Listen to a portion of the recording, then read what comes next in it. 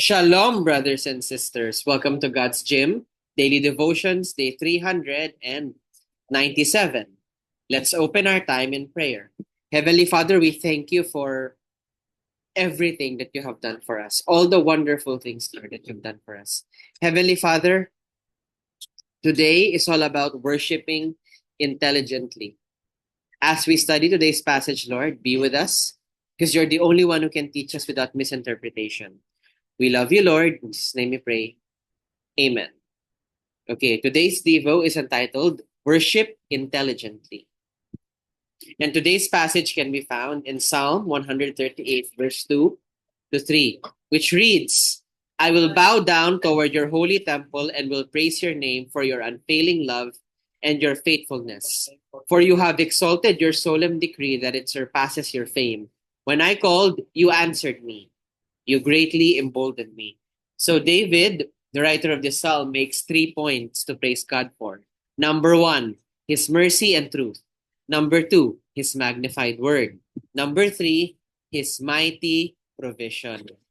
These are the things that we ought to praise God for. His character, what he gives us. After all, it would be ridiculous to worship God without knowing what you're worshiping him for. Right? So, let's pause and reflect. What should we praise God for? Look in your lives. Look at what God has done. What should you praise God for? Please pause the video for as long as needed and feel free to put your answers in the comment section down below. You are also encouraged to share with us your prayer requests, prayer praise items, anything at all that you would like to share with us. In this way, we will know exactly how to pray for you. That will be all.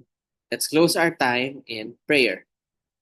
Heavenly Father, we thank you for this wonderful lesson. We praise you, Lord, for your goodness, your mercy and truth, your magnified word, and your mighty provision.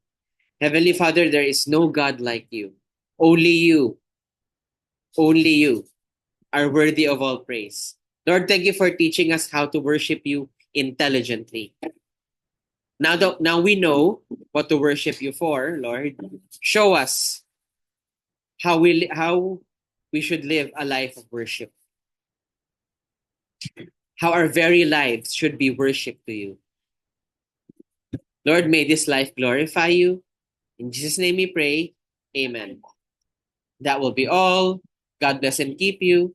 Shalom, shalom, brothers and sisters. Shalom, shalom.